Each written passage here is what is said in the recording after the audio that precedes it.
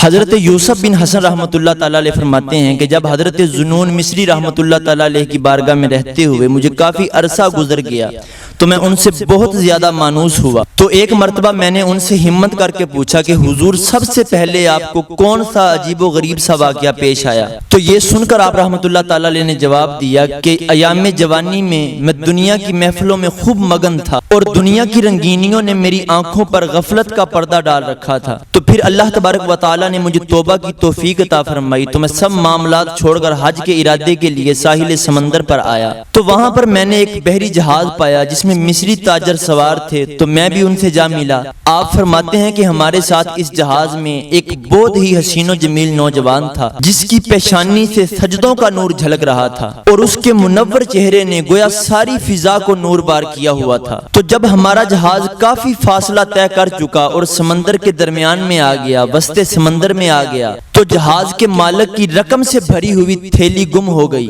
تو اس نے جہاز کے اندر جتنے لوگ تھے سب لوگوں سے پوچھا لیکن تھیلی نہ ملی۔ تو جہاز کے مالک نے سب سواروں کو جمع کیا اور سب کی تلاشی لینا شروع کر دی، لیکن تھیلی کسی کے پاس سے بھی نہ ملی۔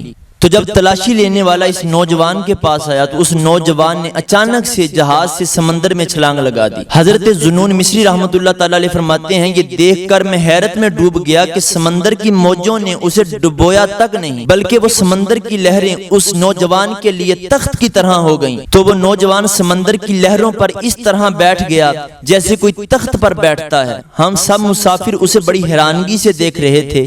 پھر اس نوجوان نے کہا کہ اے میرے پاک پروردگار، ان لوگوں نے مجھ پر چوری کی تہمت لگائی ہے۔ اے میرے دل کے محبوب خدا، میں تجھے قسم دیتا ہوں کہ تو سمندر کے تمام جانوروں کو حکم فرما کہ وہ اپنے اپنے منہ میں ہیرے جواہرات لے کر ظاہر ہوں۔ حضرت ذنون مصری رحمۃ اللہ تعالیٰ علیہ فرماتے ہیں کہ ابھی اس عظیم نوجوان کا کلام مکمل بھی نہ ہوا تھا کہ جہاز کے چاروں جانب سمندری جانور ظاہر ہو گئے۔ آپ رحمۃ اللہ تعالیٰ علیہ فرماتے ہیں کہ ان جانوروں کے منہ میں اتنے ہیرے اور جواہرات تھے کہ ان کی چمک سے سارا سمندر روشن ہو گیا اور ہماری آنکھیں دیکھتی ہی رہ گئیں۔ پھر اس نوجوان نے پانی کی موجوں سے چھلانگ لگائی اور لہروں پر چلتا ہوا ہماری نگاہوں سے اوجھل ہو گیا۔ حضرت ذنون مصری رحمۃ اللہ تعالیٰ علیہ فرماتے ہیں یہی وہ پہلا واقعہ تھا کہ جس کی وجہ سے مجھے سیر و سیاحت کا شوق پیدا ہوا، کیونکہ سیر و سیاحت میں اکثر اولیاء سے ملاقات ہوتی ہے اور حضور علیہ الصلوۃ والسلام کی حدیث مبارکہ بھی ہے۔ حضور فرماتے ہیں کہ میری امت میں 30 مرد ہمیشہ ایسے رہیں گے